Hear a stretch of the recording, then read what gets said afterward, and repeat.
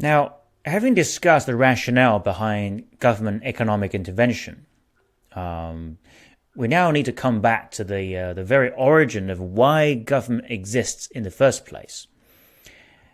From an economic perspective, Confucius doesn't abolish competition, but he proposed government regulation to control three things: consumption, production, and distribution. These are driven by the definition of the aims and duties of government. Okay, and there are many writings in the traditional Chinese classics about the aims and duties of the government, and they have always been the guiding principles of governing in ancient China. I think different people would define the aims of government with different degrees of variation. Some government focus a lot on agricultural development based on the nature of its land, right? In Russia, for example, the country contains over 30% of the world's natural resources, so Russian economy is largely driven by energy revenues such as oil, natural gas, and precious metals. Japan, on the other hand, is a mountainous, volcanic island country. It has inadequate natural resources to support the economy and its large population. So Japan's economy focuses on engineering and R&D oriented industrial product in exchange for the import of raw material and petroleum.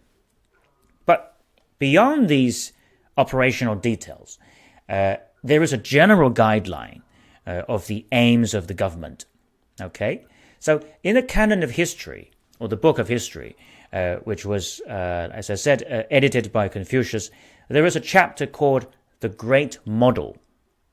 In modern language, the meaning of great model is very similar to the concept of constitution, and the chapter describes the general principles of governance.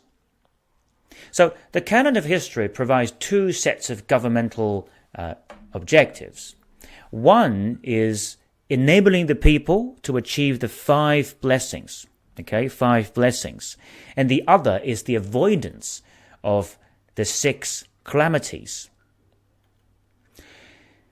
And as you can see, the five blessings involve longevity, wealth, good health, love of virtue, and a good ending. And that means a peaceful death.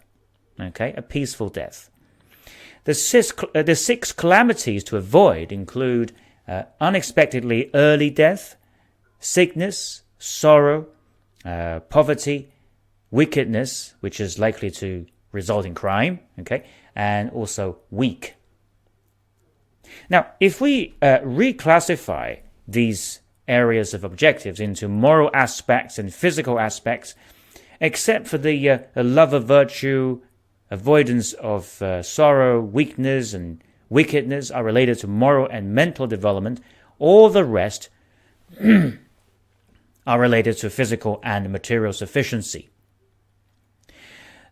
So these are the final aims of the government. And I think it's reasonable to say that they apply to almost all types of government around the world.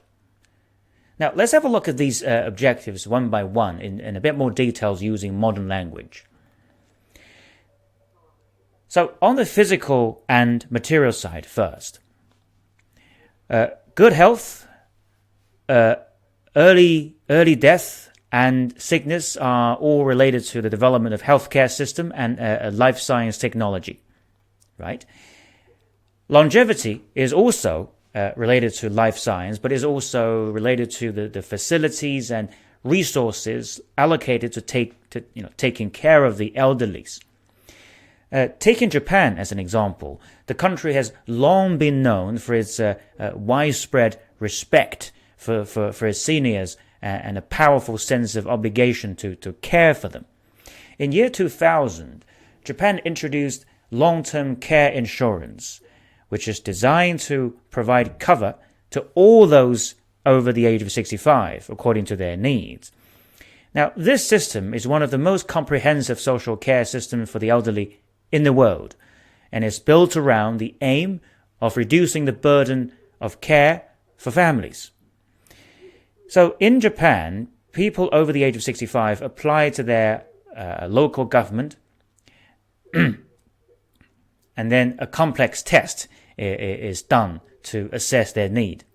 So then a care manager is allocated to advise on how these needs may best be met. So all of these comprise a range of organizations in the public, non-for-profit, and private sectors.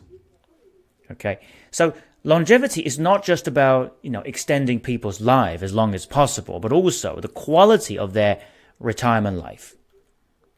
It's a very complicated issue. Now, good ending is again related to the quality of life of elderlies. So, in traditional Chinese culture, a good ending has a number of dimensions. Wealth is, in fact, not a precondition of a good ending. Now, you might think that wealth is the condition of good ending. No, it's not. In Buddhism, how people end is related to where they end up in the next life. So in the Pure Land Buddhism, Buddhist practitioners aim to be reborn in the Western Pure Land after this life, and that is good ending. Equally, in other religions, going to heaven is a good ending, but ending up in hell is not, right? But fundamentally, regardless of where we're going after we die, a good ending is at least a peaceful death, I should say. A death without fear, without regret, or hatred. However, to be able to do this, it requires a lifetime of doing good. So internally, it depends on the person's cultivation and practice of virtue, but externally, it requires a harmonious social environment, a society without serious conflict, where people can live in peace without having to fight over survival. So the social aspect of the external part of good ending is exactly the responsibility of the government. And this is particularly relevant for the life and living environment of the elderlies.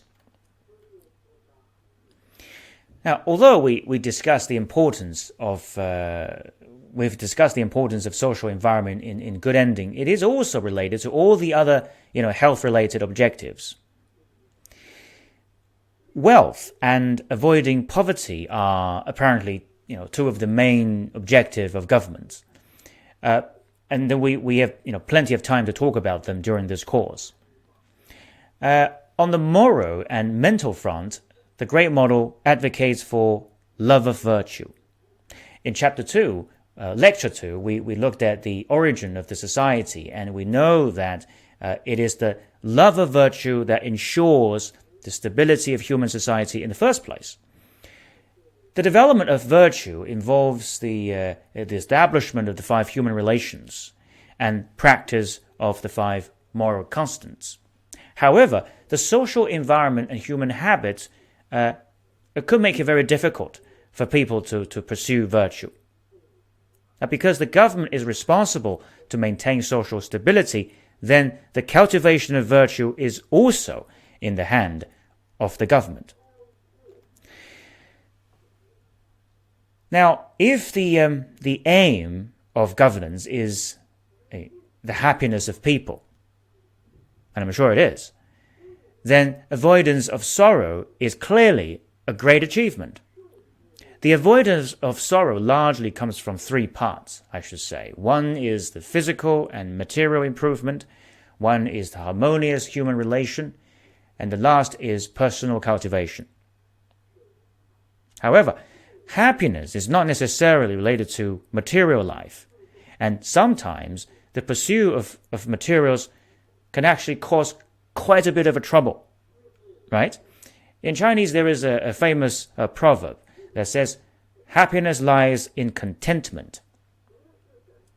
So it means that happiness, does not depend on the absolute level of wealth, but it depends on how much you own above your need. Now, Confucius had many students, but his top students of all is Yan Hui. So the master described Yan Hui like so. He said, "Admirable indeed was the virtue of Hui. With a single bamboo dish of rice, a single gourd dish of drink, and living in his mean narrow lane, while others could not have endured the distress, he did not allow his joy to be affected by it. Admirable indeed was the virtue of Hui." So Yan Hui was able to maintain happiness despite of extremely low living standard. So Confucius' comment on Yan Hui almost summarizes his expectation of a happy person. And meanwhile, we see a lot of wealthy people around us who are very unfamiliar with the notion of happiness. So because of our human habit and endless desire, it really takes a lot to be happy, I should say. As compared to technological advancement, achieving happiness or avoiding sorrow is actually much more difficult.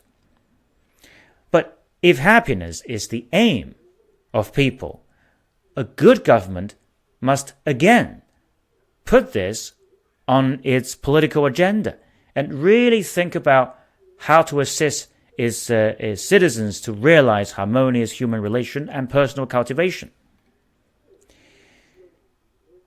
We think that the development of personal virtue also helps the people avoiding being weak in the mind or commit crime. We notice that the Great Model doesn't mention anything about avoiding criminal activity itself, but only mention the avoidance of wickedness. Well, I think that's quite true. Improvement in the mind and ethical standard is much more effective than solely relying on law and punishment. So this is the underlying principle of Confucianism.